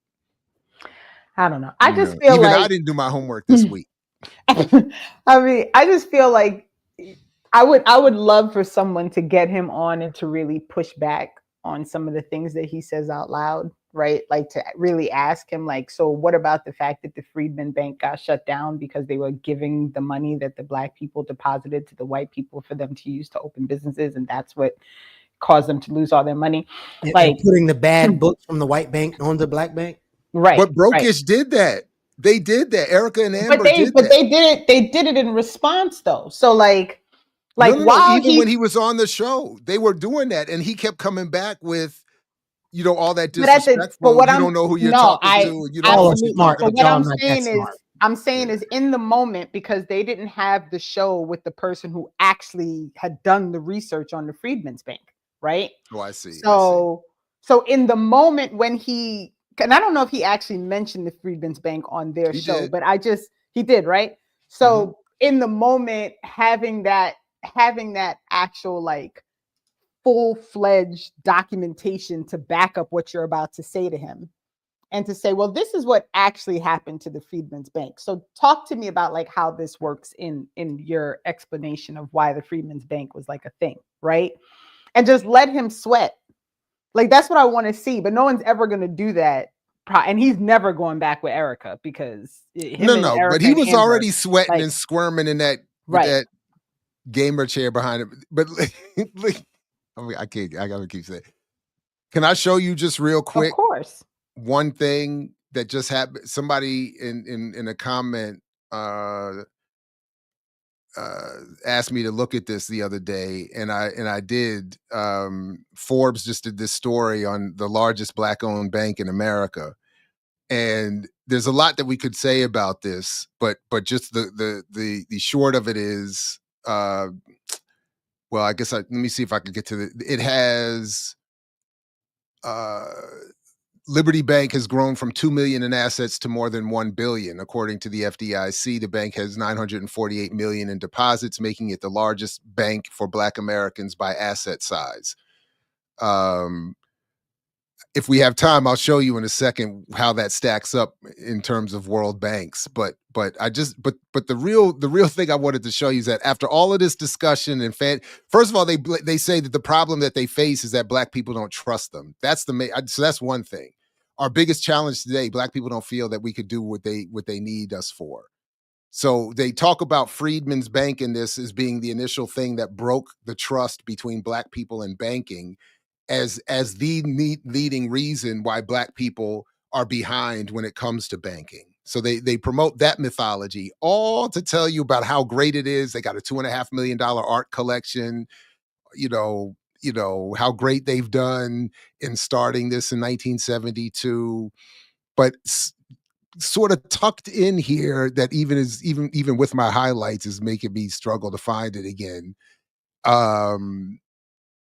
There's this nice little line about how they got to be as big a bank as they got, because they say it's all about getting Black people to do business with them and bring in the assets. I'm gonna find it here in a second. Where is? I feel like we've talked about this bank, and when we may have. They had they were getting financed by a number of businesses that. Oh, what happened to my highlight? So this is what should have been highlighted. This is what I was looking for. That's why I couldn't find it. One of his first successes was convincing top banks, including JP Morgan, Bank of America, and Citi, to invest $30 million in Liberty. That helped satisfy the federal mandates of capital to asset ratio when banks surpass $1 billion. There we go. So like and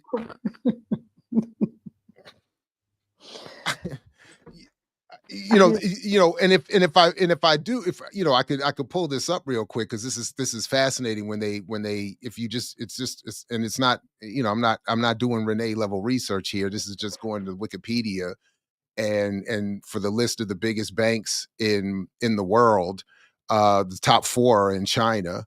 And this is in billions of US dollars. So this is $6 trillion is the biggest bank. So they're talking about they just crossed $1 billion.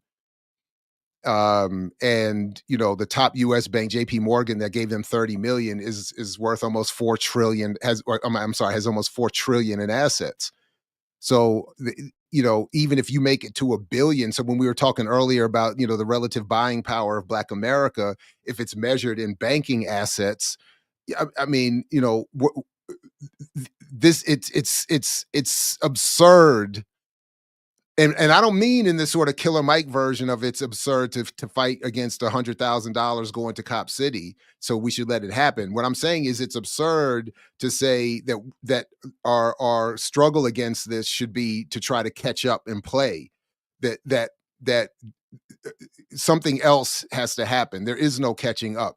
I mean, the Capital One, $600 billion. So the lowest one on here, number 100, I don't know exactly even what country it is, in Russia, is $300 billion. So I'm just saying, I mean, one Black bank having an assets of $1 billion, backed by 3 top white banks. I don't, I mean, but this is the problem. Like, no one is. You're being negative, Jared. Just it's unfair. Like, you're just not representing the. Can I just tell y'all? So I got Chuck Modiano. Shout out to Chuck. Chuck sent me a text the other day after he read my article on Kendrick Lamar. He was like, "Can we just talk?" I'd be ruining Chuck's rainbows. He tells me the same thing all the time. He'd be like, "He's just so negative." But he did tell me I was his favorite negative person. So that, there's an upside. Look at this, man. Another award for Renee. Yo, look at this, man. City First got 1.2 B. Oh, so they beat him. So Liberty Bank isn't even the biggest one. Wow, and this Forbes story is brand new, so it's already wrong. We bred it out of here. Black banking. There go your boy, Jared. There go my boy, B. Doyle. B. Doyle don't know what the hell he's talking about. He just there. I don't know how the hell he get there. So can I just say again, and Renee, I feel like you said something similar once about Cop City, but maybe I'm projecting. When I went there that day to sit down on Netfa's radio show. Mm-hmm. I promise you, I was driving to DC that day thinking this might be the day you get your flaws get exposed. Like, I was like, this might be it. Doyle had you scared, really? Not scared, but nervous, or like, but thinking like this. I've not ever had a banker sit down and hear my argument and speak on it. So I was like, and I had been reaching for a long time. I had been reaching out, sending stuff to people, either, and often not hearing back, but just sending like, where am I on this? Because it just seemed weird to just feel like I was out there. But when I got there and then I'm listening to him, I'm like, he don't sound like a banker. He sound like he at the barbershop. He sound like he could get his hair cut at Jabari barbershop. I promise you. It is still to this day a very wild thing to have happened. I'm like, how are you saying all this? You don't even know what GDP is. He kept saying our buying power is our GDP. I was like, what in the world are you talking about? So yeah, well, but you don't have to be a economics major to run a bank. I guess right. Not. Like, you don't have to. Money. That's not what they is, right? No. No, I don't know what you have to be to. You're probably right, but what I Like kept, CEOs but the expect, of banks aren't necessarily like experts in finance. They're supposed to be experts in probably business, right. right? In sales, marketing, communications, right? Well, but you're probably right, but I did expect that somebody who runs a bank would have some, because I'm not an economist either. So I'm like, but you we don't all tell out people here. you are, and you don't No, work in economics, right? correct. Like, So so that's this what is I'm saying. right. But I expected that somebody who did might be able to show me the flaw in my argument. But that's why I also created this again for the classroom. GDP is gross domestic product. It is not wealth and income, and it does not measure inequality within any given society. So let's just, again, we want to do the bare minimum financial literacy here on the award-winning Saturdays with Renee. We don't slouch here. We win awards around here. And as I said yesterday, I am from the era when my crew wins, we win. Look, it's So all say about we, I used to say that as a sports fan. We won this week. Jared ain't nowhere near the field. We.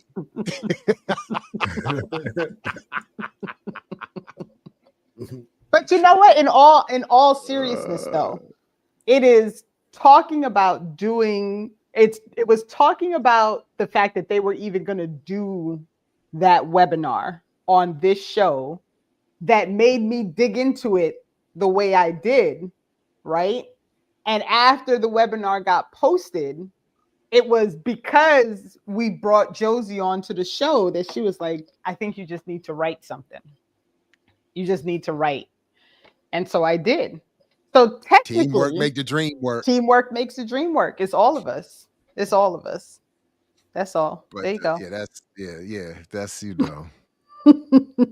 least that's my narrative. That's a story. I'm sticking with it. Geechee, was that who just dropped Instagram in the chat? Was that Geechee? Yeah, that's what I think he just pulled that up. That was the Black Bank graphic. All right. So before else we want to get to we get out? Yeah, before we end, can we just pull up these two? I have two things for signatories that I've recently become aware of that I want folks to be aware of if we can drop those into the show description. Yeah, and the show description when we're done. Mm-hmm. So first, there's a group seeking to have and listen, I know it's just writing, you signing a thing, right? But sometimes like having a number on something that people can refer to, right? So like the importance of being able to say that there was actually a study that showed that almost 30% of people did not vote, who were registered Democrats did not vote because of what was happening in Gaza, right? So having a number. So this got put forward. It is, it's a petition. They're looking for people to sign on either as an organization or as an individual. And it's basically just like saying like what we're doing right now with this like criminalizing protest against like, can we just not? And listen, not always is petitions like a thing people want to sign, whatever, but this came across. I sent it out to all the organizations that I'm a part of. We actually got it in the BAP chat. So I thought to myself, you know what, we'll sign this. Because maybe if enough people say like this wildness where universities are just being compliant with this false definition of anti-Semitism, like all of these things, like perhaps if everybody stopped complying with the university nonsense, the universities would stop doing the nonsense, right? Like they can't fire everybody. They can't survive without tuition. So they can't kick all the students out. They can't, you know what I mean? So there has to be like some attempt at least to, gather forces. So if you are a person who does the petition thing and you are so inclined, that will be in the show description. If you have organizations to share, they're asking also for organizations to sign. The other petition is a little more direct. And this petition is in support of the two Bernard students who were expelled from school because of their pro-Palestine work. And the group that is fighting Bernard on this is asking for people to sign on to this. It automatically sends out the letter for you. You just have to like put your name and stuff in. I mean, over 100,000 signatures, I feel like is a lot in support of two students. So I was happy to sign it. I'm sharing it so other folks can sign it if they're so inclined to do so. There was a big thing at Columbia either yesterday or the day before yesterday. People got arrested. 2 people were arrested. They're making this big deal that somebody who works at Barnard was sent to the hospital because they got hurt. I don't really know what all the full like background story is, but we'll also share this in the show, the script, so that people can sign off on this as well. This is spilling over from Columbia because the two schools work together. But I just, one of my real arguments about all this stuff is like exactly what I just said. Like they can't fire everybody and they can't expel all the students and they just can't. Right. And so I just feel like perhaps if everybody stood together to say, we're not going to comply with this nonsense, then maybe the few people who are in the spotlight would be able to get some assistance. So there we go. That's where I'm at.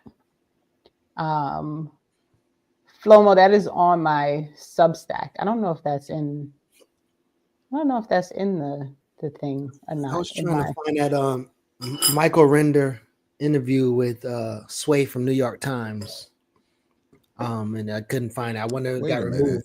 It was back in the day when she asked him a basic question about banking and he started stuttering. But I couldn't find it. So shit. All right. So the links to those two petitions are about to be in the show description. So folks, please do follow up. And then anything else? Anything else, folks? I don't think so. Here, I'm gonna post that, y'all. Sorry, it's gonna go everywhere, but somebody asked for it and I can't post it in the chat. So that's the Substack on Kendrick Lamar. Right on. All right, good people.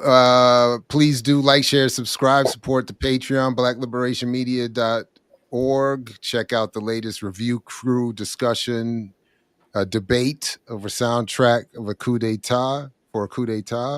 And folks, if you got nothing better to do, got Saturday night live tonight with Wendy Day talking about the real politics of rap music contracts. Ooh. Yeah. Wendy's kind of a legend in this space. And so we're gonna have a little chop it up around that. So yeah. And then Sundays with the Ear Doctor tomorrow. And part 2 of 100 Years of Malcolm X Monday morning. That was real good last week. That was real good. It was all right. I appreciate it. It was all right. We, had a good time with it. And we're going to have a good time again Monday. Reminding people what Malcolm was, he's not the hero they put on a stamp.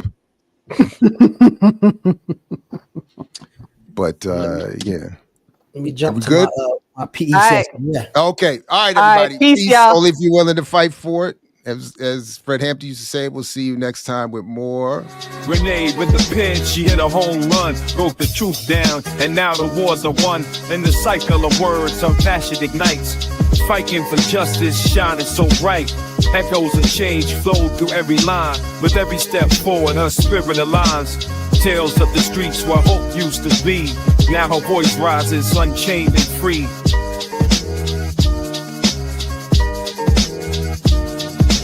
Award in her hand, she's breaking the mold. A warrior with words, her story unfolds. with Renee.